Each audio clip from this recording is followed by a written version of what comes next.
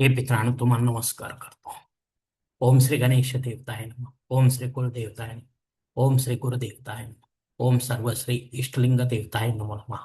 शिवशतात मित्रांनो, मी कडाप्पा परत एकदा आपल्या समोर हजर आहे. माझ्या धर्मकरम चॅनलमध्ये आपले सहर्ष स्वागत करीत आहे. मित्रांनो, पंचांग आजच्या आता आपल्या समोर सादर करीत आहे.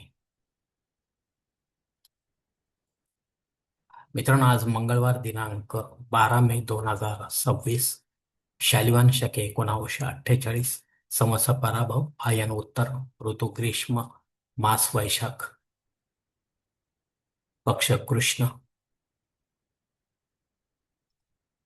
तिथी मित्रांनो आजची दशमी तिथी आहे. दुपारी 2:53 एकादशी तिथीला सुरुवात होईल. वार मंगळवार आहे. नक्षत्र मित्रांनो पूर्व भाद्रपदा नक्षत्र आहे. मध्यरात्री 1:18 उत्तरा भाद्रपदा नक्षत्राला सुरुवात होईल. योग मित्रांनो वैधृती योग आहे. रात्री 11:19 विष्कंभ योगाला सुरुवात होईल. करण मित्रांनो विष्टीकरण आहे. दुपारी 2:53 भावकरणाला सुरुवात होईल आणि उत्तर रात्री 2:18 बालव करणाला सुरुवात होईल. मित्रांनो, प्रमुख ग्रहांची राशी स्थिती पहाटे 5:30 वाजता अशी असणार आहे. सूर्य मेष राशीत असेल, चंद्र कुंभ राशीत, गुरु मिथुन राशीत, तर शनिदेव मीन राशीत असणार आहे. मित्रांनो, सध्या चंद्र राशीनुसार कुंभ, मीन व मेष या 3 राशींना 7.5 सुरू आहे. या राशींच्या जातकांना 7.5चा त्रास होत असेल तर त्यांनी कृपया आपल्या जन्मकुंडलीमधील शनिदेवतेची पोझिशन तपासून पाहावी ज्योतिषाच्या द्वारे. ती जर अशुभ असेल तर नक्कीच आपल्याला शनिदेवतेची धार्मिक सेवा करावी लागणार आहे. अन्यथा अशी सेवा करण्याची गरज राहणार नाही. मुंबई भागातील सूर्योदयास्त याप्रमाणे मित्रांनो, सूर्योदय सकाळी 6:07 तर सूर्यास्त सायंकाळी 7:04 असणार आहे. गोचर ग्रहांची सद्यस्थिती सुद्धा जाणून घेऊया मित्रांनो. अस्तंगत ग्रहांमध्ये सध्या बुध ग्रह हा 1 मे ते 21 मे पर्यंत अस्तंगत असणार आहे. 22 मेला तो उदय पावणार आहे. मित्रांनो, तर असा अस्तंगत बुध देखील आपल्याला गोचरीचं काय फळ देणार आहे हे देखील ज्योतिषी आपल्याला समजावून सांगतील. मित्रांनो, या पंचांगाच्या आधारे आता आपण आजच्या पूजेसाठी लागणारा संकल्प सोडणार आहोत.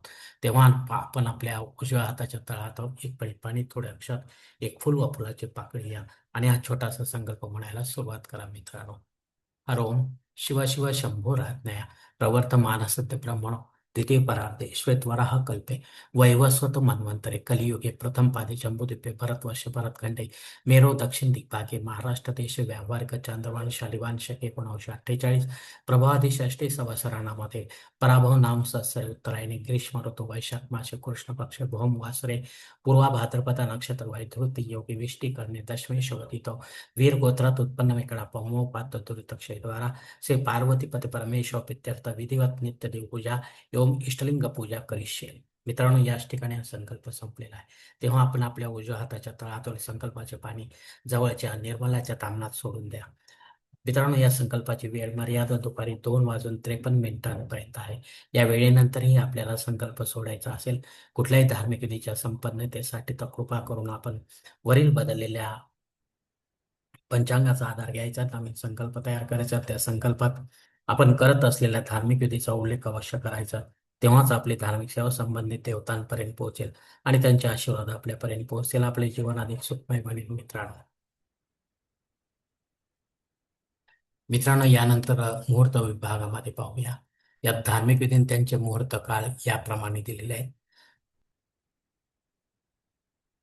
मित्रांनो, साखरपुडा, बारसे आणि जावळ काढणे आणि गृहप्रवेश यासाठी 13 मे हा मुहूर्त आहे. यामध्ये जावळ काढण्यासाठी 13 नसून 14 आहे. मित्रांनो, 14 मे.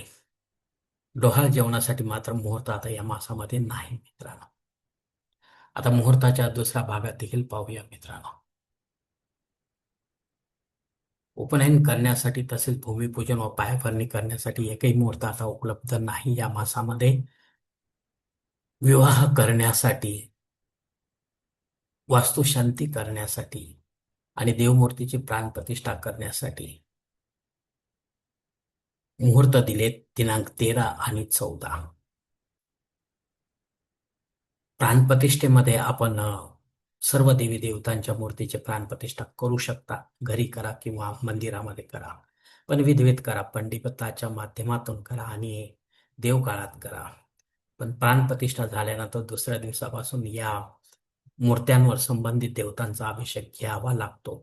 अन्यथा अशा प्राणप्रतिष्ठित मूर्ती देखील खंडित मानल्या जातात आणि त्यांचे आशीर्वाद, क्षमा करा, त्यांचे विसर्जन करावे लागते. कारण ते आशीर्वाद देण्यालायक राहत नाही मित्रांनो, जागृत नसतात ते.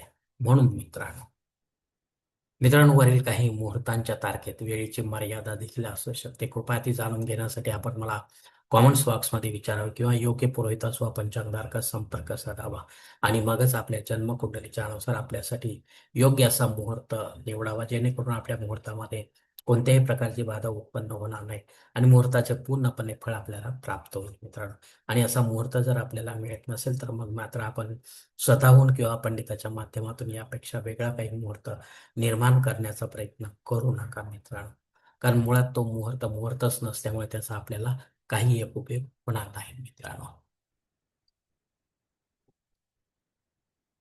पंचांगातील इतर काही महत्वाची जी माहिती असते ती पाहूया आता. पंचांग शुद्धी नाही मित्रांनो. 3 विशेषमध्ये 14 वाजून 53 मिनिटांपर्यंत अर्थात दुपारी 2 वाजून 53 मिनिटांपर्यंत घबाड योग असणार आहे आणि भद्रा योग देखील असणार आहे.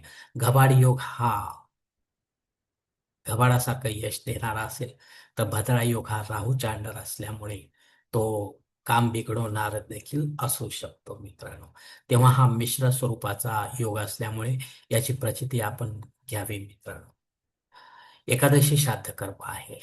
या तिथीवर आपल्याशी संबंधित किंवा आपल्यावर अवलंबून असलेले नात्यांमध्ये कोणी सोडून आपल्याला परलोकात निघून गेले असेल तर त्यांच्या नावाने आपल्याला पिंडदान युक्त असे श्राद्ध कर्म करणे गरजेचे आहे.